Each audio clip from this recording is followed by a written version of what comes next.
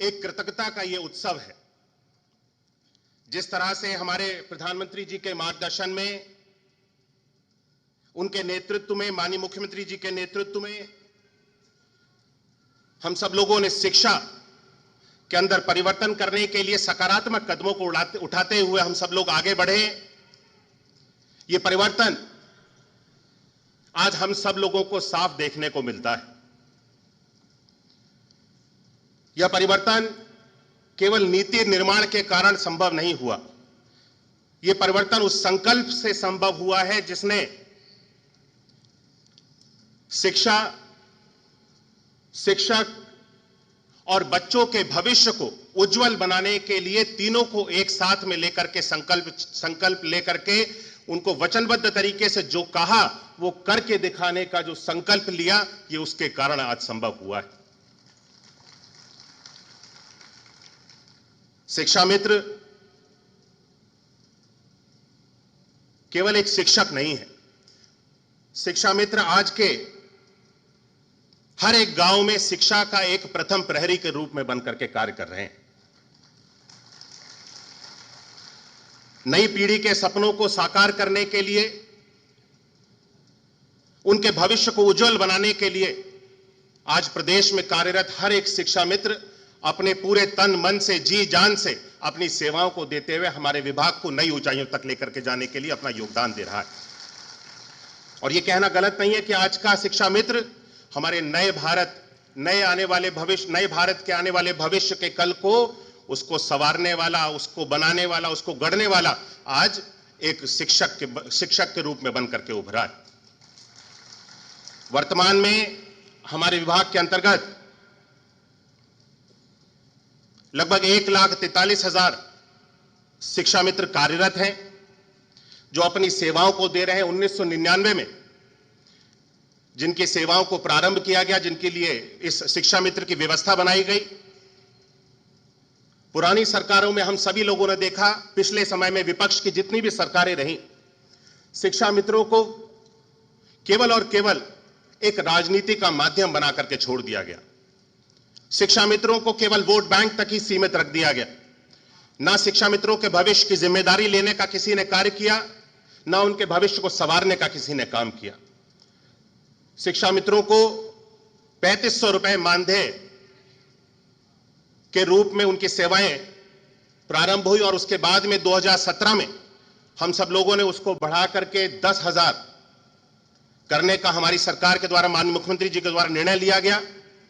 और उसके बाद समय के साथ शिक्षा मित्रों के सेवाओं को देखते हुए और समय की आवश्यकता को देखते हुए आज माननीय मुख्यमंत्री जी ने जो समस्त शिक्षा मित्र परिवार की एक बहुत बड़ी मांग थी कि मानदेय को बढ़ाया जाना चाहिए था, और आज माननीय मुख्यमंत्री जी के करकमलों से ये शुभ दिन आ गया है कि जब हम सब लोग माननीय मुख्यमंत्री जी की द्वारा आज इस कार्य को भी पूर्ण करने के लिए जा रहे हैं। समस्त शिक्षा मित्रों को उनका बढ़ा हुआ मानदेय 18,000 रुपए प्रतिमाह, जो कि 1 अप्रैल से 2026 से लागू किया गया, आज इसको भी हम सब लोग पूर्ण करने के लिए जा रहे हैं। सभी जनपदों को इसके लिए 230.11 करोड़ रुपए की जो धनराशि है 18,000 प्रतिमाह को दिए जाने के लिए धनराशि भी अब मुक्त की जा चुकी है। हमारी सरकार जो कहती है वो करके दिखाती है, और इसीलिए जब हमने कहा कि हम शिक्षा में परिवर्तन करेंगे, शिक्षा के स्तर को ऊंचा उठाएंगे, हमने इंफ्रास्ट्रक्चर की शुरुआत से हम लोगों ने प्रारंभ किया। जब हम 2017 में आए थे तो बेसिक शिक्षा विभाग के अंतर्गत परिषदीय विद्यालयों का इंफ्रास्ट्रक्चर कैसा होता था, यह हम सब लोगों से छुपा नहीं। ऑपरेशन कायाकल्प से हम सब लोगों ने यात्रा को अपनी प्रारंभ किया। 19 डिफरेंट पैरामीटर्स पे हमारी सरकार ने काम करना प्रारंभ किया, और आज मुझे बताते हुए खुशी है कि 96-97% ये समस्त विद्यालयों में इन 19 डिफरेंट पैरामीटर्स पे हमारे कार्य को पूर्ण कर लिया गया है। और विद्यालयों की जितनी मूलभूत सुविधाएं थी, चाहे वो पेयजल की हो, टॉयलेट की हो, क्लास में ब्लैक बोर्ड की हो, फर्नीचर की हो, टाइलीकरण की हो, आज हर एक चीज के ऊपर हमारी सरकार ध्यान देते हुए इन समस्त चीजों को पूरा करते हुए आगे बढ़ रही। और यही नहीं, जब हमारी यात्रा प्रारंभ हुई हमने लर्निंग आउटकम्स के ऊपर फोकस करना प्रारंभ किया और बच्चों के भविष्य को संवारने का हम सब लोगों ने काम किया। एनसीईआरटी के करिकुलम को हम सब लोगों ने अपने परिषदीय विद्यालयों में भी सम्मिलित करने का निर्णय लिया, जिससे कि पठन पाठन का कार्य, किसी भी तरह का कोई भेदभाव बच्चों के पठन पाठन में ना रहे, एक भेदभाव था कि प्राइवेट विद्यालय की शिक्षा अच्छी होती है और परिषदीय विद्यालयों की शिक्षा उसकी तुलना में उतनी अच्छी नहीं होती। हमने उस गैप को भी पूरी तरह से समाप्त करने का माननीय मुख्यमंत्री जी के नेतृत्व में हमारी सरकार ने काम किया। डिजिटल एजुकेशन को बढ़ावा देने के लिए हमारी सरकार ने बहुत तेजी से काम किया। समय के साथ में एजुकेशन बदलनी चाहिए, इसके लिए हम सब लोगों ने अपने समस्त हमारे 31,878 विद्यालयों में स्मार्ट क्लास की सुविधा को देने का काम किया। वर्तमान में हमारी स्मार्ट क्लासेज इन सभी 31,878 विद्यालयों में संचालित है। 14,988 विद्यालयों में आईसीटी लैब को हमारी सरकार के द्वारा संचालित करने का काम किया गया। 1,129 विद्यालयों में डिजिटल लाइब्रेरियों को स्थापित करने का काम हमारी सरकार के द्वारा पूर्ण किया गया और ये सभी संचालित हैं। और यही नहीं, हर एक विद्यालय को तकनीक के साथ में जोड़ने के लिए, शिक्षक को तकनीक के साथ में जोड़ने के लिए 2,61,530 टैबलेट का वितरण हमारी सरकार के द्वारा पूर्ण कर लिया गया। बालिकाओं की शिक्षा को संवारने के लिए, उनके भविष्य को बेहतर बनाने के लिए उत्तर प्रदेश में समस्त हमारे जितने भी केजीबीवी है, कस्तूरबा गांधी बालिका विद्यालय, जो कि पहले केवल 8वीं क्लास तक संचालित होते थे, 6 से 8 तक, और 8 के बाद बालिकाओं की शिक्षा कहीं ना कहीं समाप्त हो जाती थी। उनके अभिभावक उनको आगे नहीं पढ़ाते थे। उसको देखते हुए उनके भविष्य को संवारने के लिए, उनके भविष्य को सुरक्षित करने के लिए माननीय मुख्यमंत्री जी के द्वारा निर्णय लिया गया कि समस्त कस्तूरबा गांधी बालिका विद्यालयों को 6 से 12 तक की शिक्षा के लिए वहां पर कक्षाएं प्रारंभ की जाए। इसको भी पूर्ण करने का काम हमारी सरकार के द्वारा किया गया।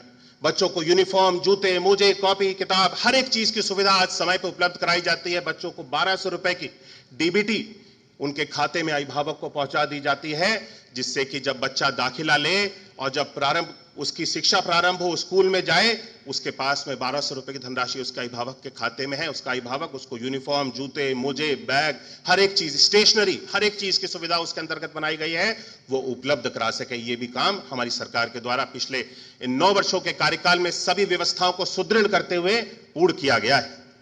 दिव्यांग बच्चों के लिए हमारी सरकार के द्वारा अलग से व्यवस्थाएं बनाई गई। उनके पठन पाठन के लिए शिक्षकों को नियुक्त किया गया, जिससे कि उनकी भी पठन पाठन, उनके भविष्य में जो उनकी आकांक्षाएं हैं, अपेक्षाएं हैं, उस पर किसी भी तरह का कोई भी प्रभाव ना पड़े, उनके लिए भी हमारी सरकार अलग से काम कर रही है।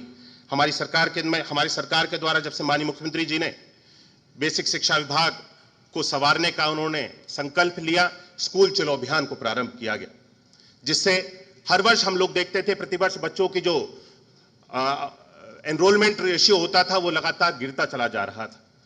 उसको रोकने के लिए, बच्चों के एनरोलमेंट को बढ़ाने के लिए स्कूल चलो अभियान को प्रारंभ किया गया। और मुझे बताते हुए खुशी है कि 1 अप्रैल से 15 अप्रैल तक इस वर्ष स्कूल चलो अभियान को संचालित किया गया था। और अभी तक इन 15 दिन में जब ये स्कूल चलो अभियान संचालित किया गया, इसमें माननीय मुख्यमंत्री जी ने स्वयं प्रतिभाग किया। उत्तर प्रदेश के समस्त सभी जनप्रतिनिधियों ने, सभी आम जनभाव ने, सभी शिक्षकों ने, हमारे पूरे विभाग ने इसमें प्रतिभाग किया और 20 लाख अधिक छात्रों का नामांकन इस स्कूल चलो अभियान के माध्यम से हमने अपने बेसिक शिक्षा परिषद विद्यालयों के अंतर्गत अभी तक पूर्ण करने का काम किया है।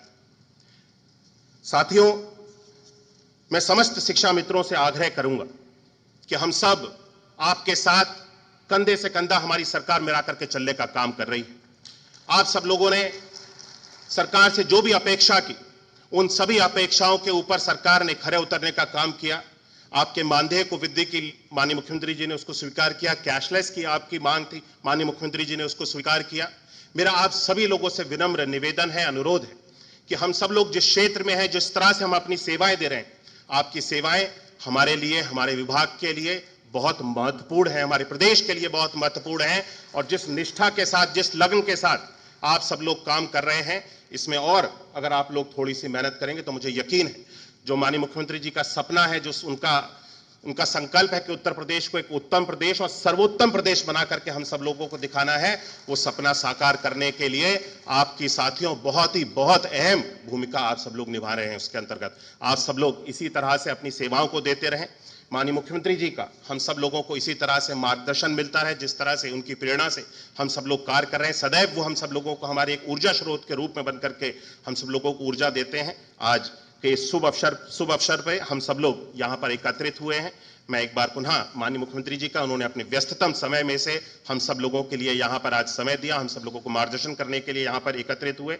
हमारी मांगों को, समस्त परिवार के, हमारे शिक्षा मित्रों की मांगों को उन्होंने पूर्ण किया। मैं इसके लिए उनका हृदय से आभार व्यक्त करता हूँ, उनको एक बार पुनः हृदय से धन्यवाद करता हूँ और इस कार्यक्रम में उनका पुनः एक बार बहुत बहुत स्वागत करता हूँ। धन्यवाद।